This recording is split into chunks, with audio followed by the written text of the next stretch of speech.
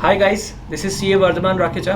Welcome to ATS, India's leading broking house, जहाँ पर free intraday और डिलीवरी ट्रांजैक्शंस का फैसिलिटी प्रोवाइड किया जाता है। और अब हम बात करेंगे रिटर्न फाइलिंग के बारे में, क्योंकि जो ड्यू डेट है वो आ रहा है और गवर्नमेंट जो है, सरकार जो है आप लोगों को बोल रहा है कि भाई रिटर्न फाइल कर दो। तो जो रिटर्न है, ड्यू डेट्स जो है, जैसे कि नॉन ऑडिट इंडिविजुअल्स का, पार्टनरशिप फॉर्म्स जो नॉन ऑडिट में है, या HUF, LLP, ट्रस्ट जिनका ऑडिट नहीं होगा, उन सबका जो है 31 जुलाई है। और आप इस वीडियो में बने रहिए, जहां हम आपको एक बोनस टिप भी देंगे स्टॉक मार्केट टैक्सेशन के बारे में। कुछ पॉइंट्स जो आपको कंसिडर करने चाहिए while filing income tax return है कि अभी जो है आपके पास दो टैक्स रेजिम्स है, एक है ओल्ड टैक्स रेजिम और दूसरा है न्यू टैक्स रेजिम। मतलब आप दोनों में से किसी एक को चुनकर अपना टैक्सेशन है अकॉर्डिंगली लगा सकते हो।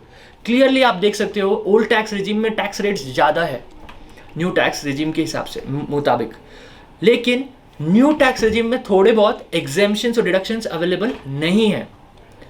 तो आपको चूज करना पड़ेगा अकॉर्डिंगली कि आपको किस में टैक्स लगाना है, अकॉर्डिंग टू आपको जिसमें ज़्यादा फायदा होगा उसमें आपको सेलेक्ट करना चाहिए। सेकेंड पॉइंट है कि आप याद रखिए to set off your short term capital loss और लॉन्ग टर्म कैपिटल लॉस। जो लॉन्ग टर्म कैपिटल लॉस होता है वो सिर्फ लॉन्ग टर्म कैपिटल गेन से ही सेट ऑफ हो सकता है, और जो शॉर्ट टर्म कैपिटल लॉस होता है वो आप दोनों भी, शॉर्ट टर्म कैपिटल गेन और लॉन्ग टर्म कैपिटल गेन दोनों से ही आप सेट ऑफ कर सकते हो। और अगर आपका लॉन्ग टर्म कैपिटल गेन है तो अप टू 1 लाख तो वो ऐसे भी एग्जेम्प्ट है, और उसके ऊपर का जो है अगर कोई गेन, तो आप पिछले सालों का जो लॉन्ग टर्म कैपिटल लॉस है या फिर शॉर्ट टर्म कैपिटल लॉस है उनसे भी आप सेट ऑफ कर सकते हो। और तीसरा पॉइंट है कि अक्सर जो लोग एम्प्लॉयज़ होते हैं जिनको सैलरी आता है, उनका काफ़ी टाइम कंप्लेन रहता है कि उनको कोई भी डिडक्शन नहीं मिलता। जैसे जो बिजनेस करते हैं उसको रेंट एक्सपेंस या सैलरी एक्सपेंस, या उसने अगर कार भी खरीदा तो डेप्रिसिएशन मिल जाता है उस पर, लेकिन सैलरी वालों को ये नहीं मिलता है। तो उनको भी एक 50,000 रुपीज़ का स्टैंडर्ड डिडक्शन मिलेगा। और फोर्थ पॉइंट है कि आपको जो है अपना सारा इनकम जो है डिस्क्लोज करना चाहिए, चाहे वो टैक्सेबल है या एग्जेम्प्ट है। जैसे एग्जेम्प्ट है, जैसे PPF इंटरेस्ट या share of profit from partnership firm, ये सब आपको डिस्क्लोज करना चाहिए। और दूसरा, आपको सारे बैंक अकाउंट्स डिस्क्लोज करने चाहिए, क्योंकि कुछ लोग होते हैं जो सोचते हैं कि जिसमें उनका ज़्यादा पैसा है जिस बैंक में, वही डिस्क्लोज कर दे तो बस रहेगा, लेकिन ऐसा नहीं है। आपको सारे बैंक अकाउंट्स डिस्क्लोज करने हैं, और अगर आपको कोई फॉरेन असेट्स है तो उसको तो डिस्क्लोज करना मैंडेटरी है।